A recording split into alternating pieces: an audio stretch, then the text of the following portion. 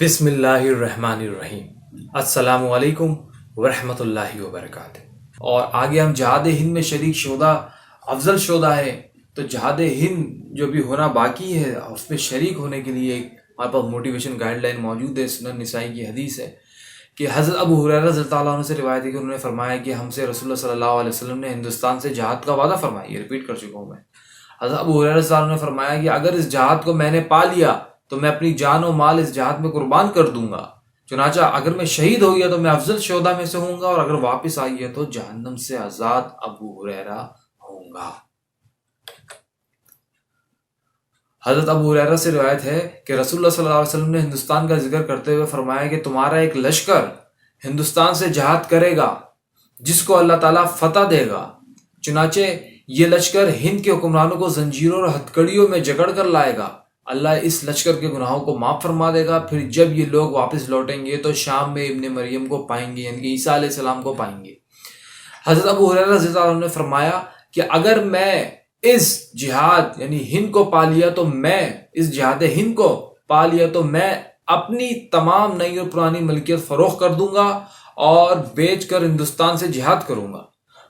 جب اللہ ہمیں فتح دے گا اور ہم واپس آئیں گے تو میں جہنم سے آزاد ابو ہریرہ ہوں گا، اور وہ ابو ہریرہ شام آئے گا تو وہاں عیسیٰ ابن مریم علیہ السلام کو پائے گا، چنانچہ میں ابو ہریرہ ان عیسیٰ ابن مریم علیہ السلام سے قریب ہونے کے لیے انتہائی بے قرار ہوں گا۔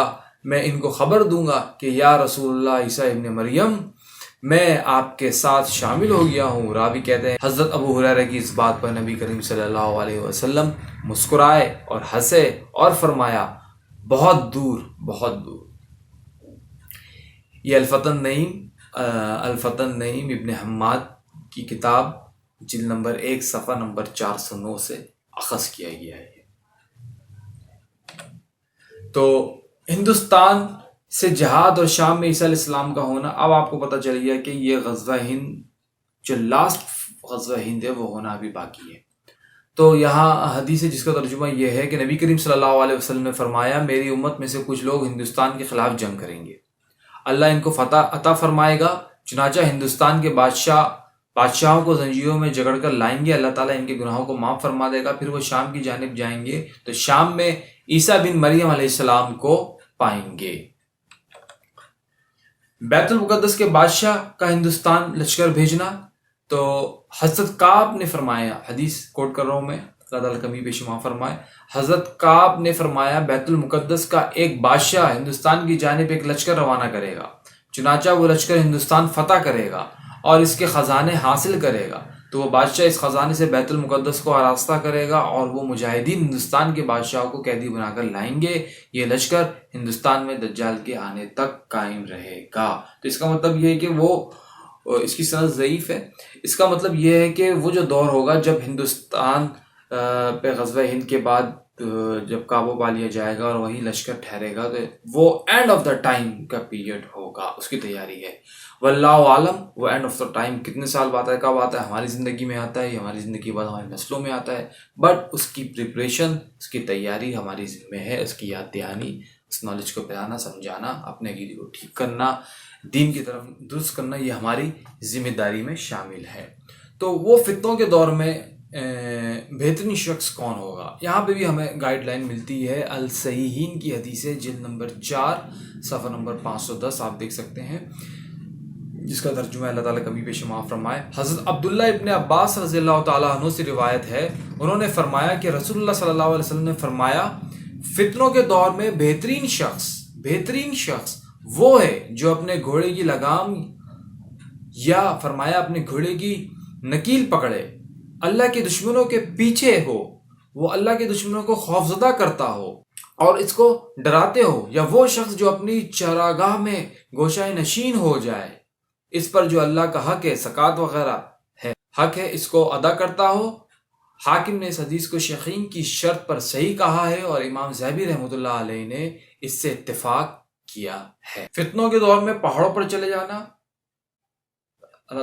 حدیث کوٹ کر رہا ہوں، اللہ تعالیٰ کبھی پیش معاف فرمائے۔ حضرت ابو سعید خدری رضی اللہ تعالیٰ عنہ سے منقول ہے کہ نبی کریم صلی اللہ علیہ وسلم نے فرمایا ایسا وقت قریب ہے کہ مسلمان کا بہترین مال وہ بکریاں ہوں گی جن کو وہ لے کر وہ پہاڑوں کی چوٹیوں پر اور دور دراز کے بارانی علاقوں میں دین کو بچانے کی خاطر فتنوں سے بھاگ جائے۔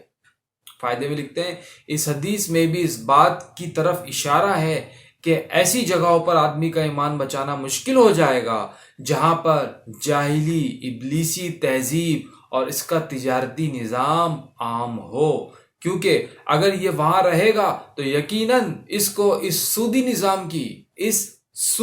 نظام کی حمایت کرنی ہوگی یا کم سے کم خاموش رہنا پڑے گا، اور یہ خاموش رہنا بھی اس پر راضی رہنا جیسا ہے۔ تو یہاں ہمارے لیے جو ہے وہ اپنے دین کو بچانے کے لیے اور اپنے ایمان کو بچانے کے لیے یہاں تک کی تلقین کی گئی ہے کہ بہترین یہ ہے کہ ہم جہاد کی طرف آئیں، اپنے گھوڑے تیار رکھیں، یا دوسرے الفاظوں میں کہ ایسا جگہ گوشہ نشین کر لیں دور دراز علاقوں میں جہاں ہم ان فتنوں سے دور ہو جائیں۔ تو یہ فتنوں کا دور تو ہے، آپ شہر میں ہیں، گاؤں دیہات کونے کانچے میں، آپ ان سب چیزوں سے دور ہیں، ہر قسم کی بیماریوں سے، شہری بیماریوں سے بالکل سکون میں ہیں، ایمان کو بچائے ہوئے ہیں۔ تو یہ وہ فتنے کا دور ہے جس کی باقاعدہ مثالیں ہمیں اپنے آنکھوں سے ہم جو ہے وہ اس کا مظاہرہ کر رہے ہیں، اس کو دیکھ رہے ہیں۔ غزوہ ہند کے اختتامی بات یہ ہے کہ یہ غزوہ ہونے کو ہے، اس کی حدیث پہ عمل درآمد ہونے والا ہے۔ افغانستان کی اہمیت آپ کو سمجھ میں آ گئی۔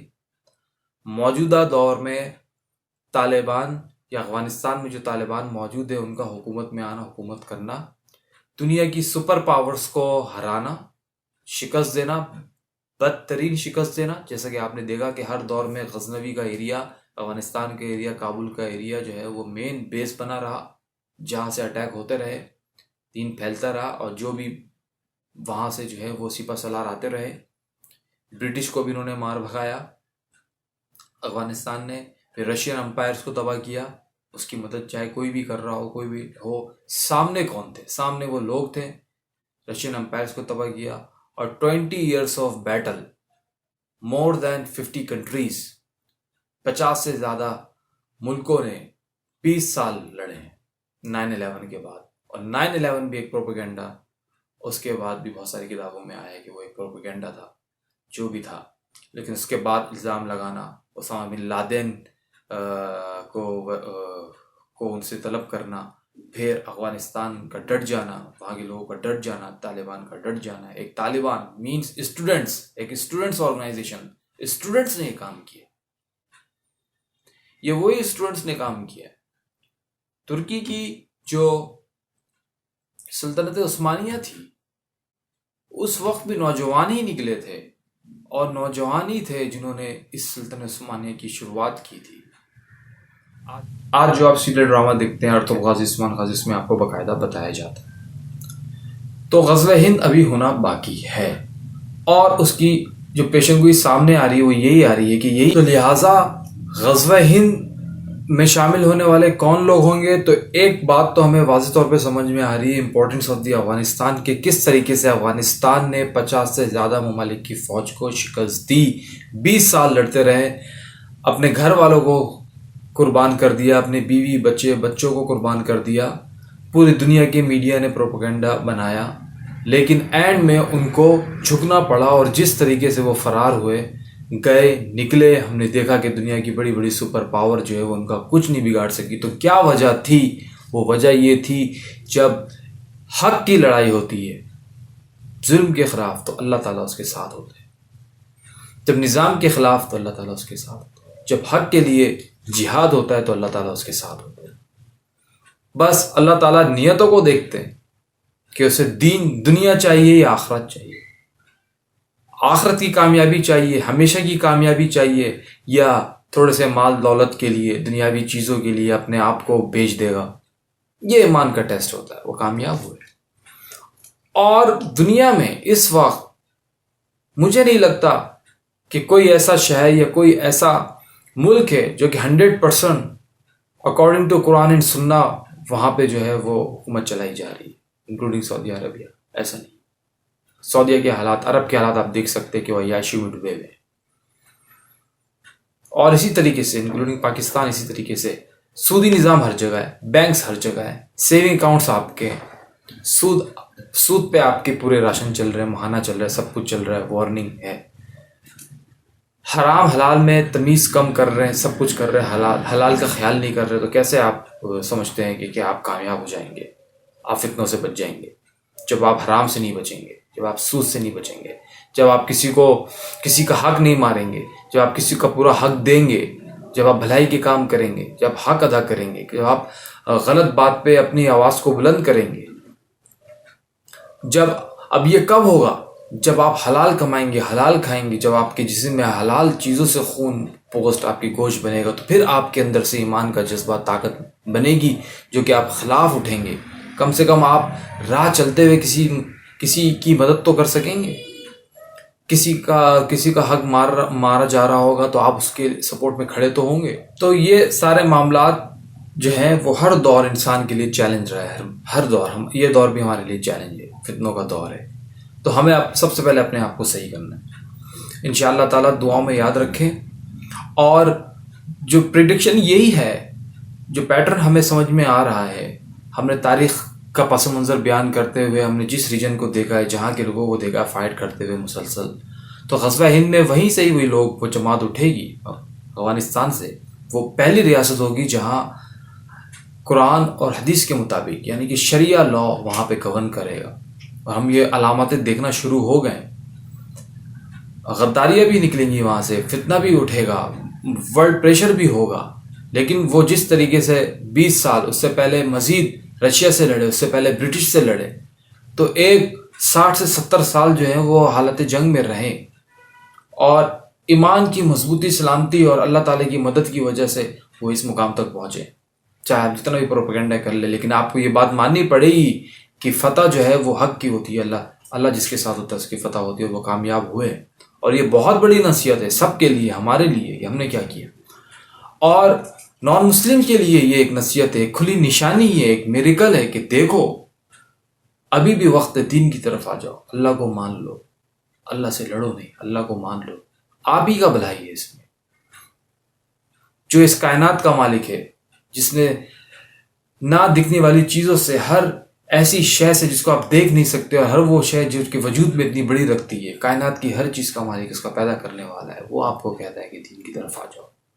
آپ کے لیے آسانی ہے. جب غزوہ ہند کی بات ہوتی ہے اس کا مطلب یہ نہیں ہے کہ ہندوؤں کے لیے یا وہاں کے نان مسلمس کے لیے ایک پریشانی کی بات ہے. آپ کے لیے تو بلکہ یہ ایک آسانی ہے، یاد دہانی ہے. آپ کے لیے تو یہ ایک مطلب آپ کو یہ بتایا جا رہا ہے کہ آپ اس نظام کی طرف آئیے، اس دین کی طرف آئیے جو کہ آپ کو دنیا اور آخرت دونوں میں کامیابی، آپ کو کامیابی کی طرف بلایا جا رہا ہے. صرف آپ نے کچھ نہیں کرنا ہے، اپنے اللہ سے راضی ہونا ہے، صرف کلمہ پڑھنا ہے، اشہد ان لا الہ الا اللہ وحدہ لا شریک لہ واشہد ان محمدا عبدہ ورسولہ. بس دل سے اس کا اعتراف کرنا ہے اور آپ کو جو ہے اسلام میں داخل ہونا ہے. کسی کو بتانے کی کوئی ضرورت نہیں ہے. آپ اور آپ کا اللہ، آپ کا مالک، آپ کا پیدا کرنے والا، یہ آپ کے درمیان معاملات ہے. آپ کی آخرت کی زندگی بھی روشن ہوگی، کامیاب ہوگی، اور آپ کی دنیاوی زندگی بھی بہترین ہو جائے. تو اس کے لیے انشاءاللہ تعالیٰ کوشش کریں. اگلے مضامین پہ جو ہم ڈسکس کرنا چاہ رہے ہیں وہ یہ ہے کہ بنی اسرائیل، طالبان اور تاریخ پشتون، یاجوج اور ماجوج کہاں ہے اور کب آئیں گے، دنیا کے مختلف مذاہب میں مسیحا یا مہدی کا تصور، پیشن گوئیاں کرنے والے اشخاص، حضرت دانیہ علیہ السلام، نعمت اللہ شاہ ولی رحمۃ اللہ علیہ، نیسٹاڈیمس، بابا وانگا، قیامت کی بڑی نشانیاں. اور نعمت اللہ شاہ ولی رحمۃ اللہ علیہ نے بھی جو یہ اب نشانیاں بتائی ہیں غزوہ ہند کے بارے میں، وہ بھی ہم اس میں ڈسکس کریں گے. آخری میں یہ ریفرنسز ہیں، آپ یہ سارے ریفرنسز کتابوں کا حوالہ بھی ہے، حدیث کا حوالہ بھی ہے، اور ای میل ایڈریس بھی شیئر کیا ہے. تو لہٰذا آپ جو ہے وہ اس چینل کو سبسکرائب بھی کر لیں اور کمنٹس بھی دیں. انشاءاللہ پھر آپ سے ملاقات ہوگی. اپنا خیال رکھیے، دعاؤں میں یاد رکھیے. السلام علیکم ورحمۃ اللہ وبرکاتہ. اللہ حافظ.